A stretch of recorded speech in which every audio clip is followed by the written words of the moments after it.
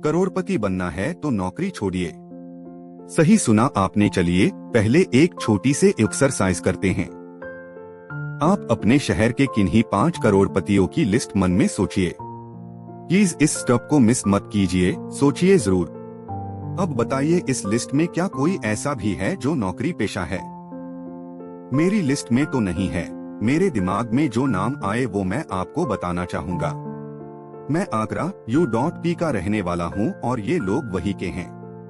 चेतना मसाले वाले uncle, doctor Agarwal जिनका खुद का हॉस्पिटल है, कुमार जलन सरिया वाले, मेरे कॉलोनी के एक अंकल जिनके इंजीनियरिंग कॉलेज चलते हैं, और बरनवाल अंकल जिनके यहाँ से हम लोग ज्वेलरी खरीदते हैं।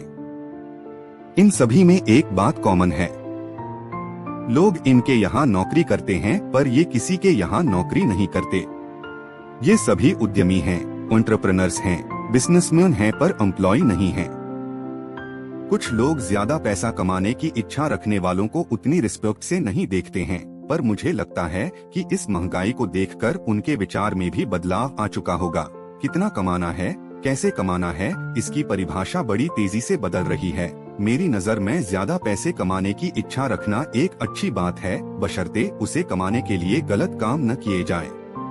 और शायद इस कहानी को भी वही लोग पढ़ रहे होंगे जो ऐसी इच्छा रखते होंगे, वरना कहानी का टाइटल पढ़ने के बाद ही वो किसी और टॉपिक पर चले गए होते।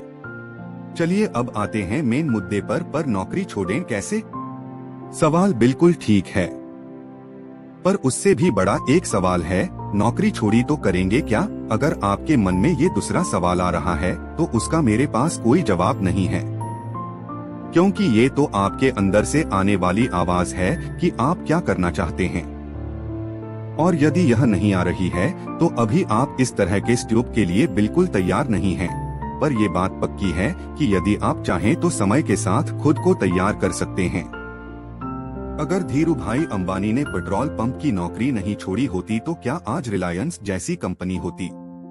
अगर नारायण मूर्ति ने पत्नी कंप्यूटर्स की अपनी नौकरी नहीं छोड़ी होती तो क्या आज इन्फोसिस का कोई वजूद होता?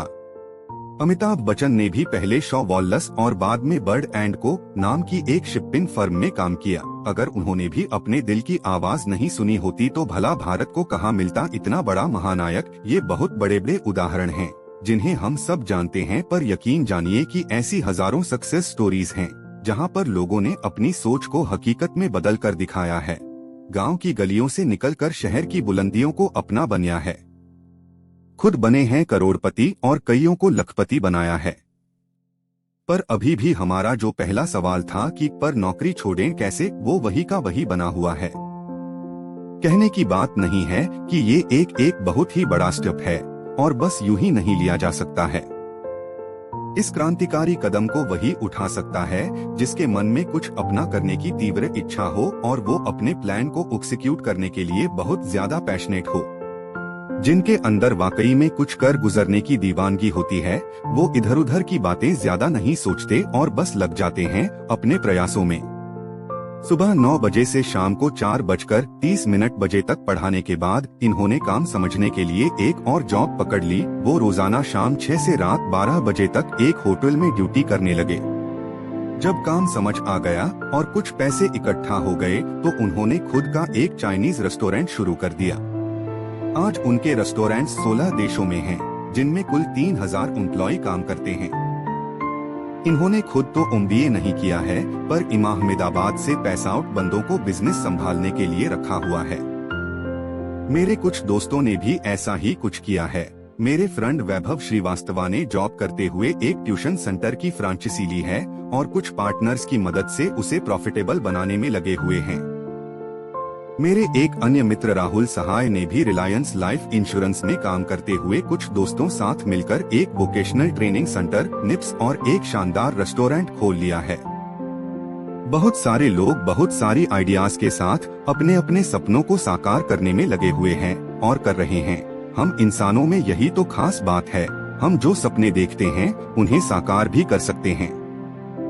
अंत में यही कहना चाहूँगा कि कोई रिस्क ना लेना ही जिंदगी का सबसे बड़ा रिस्क है, और ये रिस्क आप नहीं उठा सकते, इसलिए अपने दिल की आवाज सुनिए और अपने सपनों को साकार कीजिए। All the best.